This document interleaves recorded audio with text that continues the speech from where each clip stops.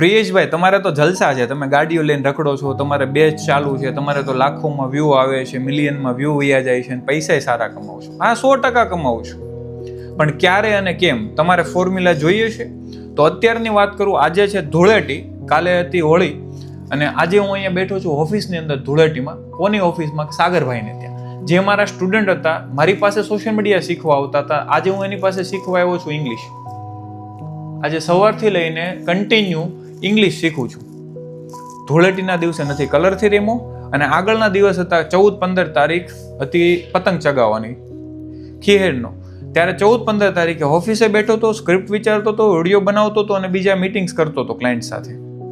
તો આટલા જલસા કરવા હોય તો આવી રીતે ઇગ્નોરન્સ કરો. નથી મૂવી જોવા જતો, નથી ઘરે ટાઈમ આપતો, અથવા તો નથી એન્જોયમેન્ટ કરતો, નથી ફરવા જતો. આટલો ટાઈમ આપીને પછી જો તમારે જોવું હોય કે ભાઈ આટલા જલસા કેમ થાય છે, એકવાર ટ્રાય કરો. તમે પણ ટ્રાય કરો, બહુ મજા આવશે. જ્યાં સુધી તમારે જે જોઈએ છે એ ન મળે ત્યાં સુધી બધા જ મોજ અને મુમેન્ટ બંધ કરી દો.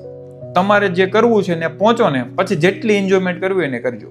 આ મારો ગોલ છે અથવા તો નિયમ છે, આ ફોર્મ્યુલા છે. ત્યારે જલસા થાય છે. ગાડી લઈને ફરવું હોય તો ફરાય છે, ક્લાયન્ટ જોઈએ એટલા મળે છે, અથવા તો વ્યૂ જોઈએ એટલા આવી જાય છે. તમારે લાવવા છે તો એક વખત આ ચાલુ કરો અને બાના કાઢવાનું બંધ કરો. આમ હતું ને તેમ હતું ને, મંદી હતી ને ઓલું હતું ને, ઘરે નહોતું મળતું ને, અથવા સાથ નો આપ્યો કોઈ. મને કાંઈ બધા ઘરે બેઠા નથી દઈ ગયા. બધા વાર તહેવાર અને રવિવાર, મારે ક્યારેય રવિવાર નથી આવતો, ક્યારેય રજા નથી આવતી. કન્ટિન્યુ 24 કલાક ચાલુ રહી છે મારું. ફોરેનથી કોલ આવતા હોય તો રાતે ચાલુ હોય, ગમે ત્યારે કોલ ઉપાડવા પડે. આટલા જલસા કરવા હોય ને તો આટલો ભોગ દેવો પડે. જો તમે ભોગ દેવા તૈયાર હોવ તો તમે પણ આટલા જલસા કરી શકશો. ચાલો મળીએ એક બીજા વિડીયોમાં. ત્યાં સુધી રામ રામ.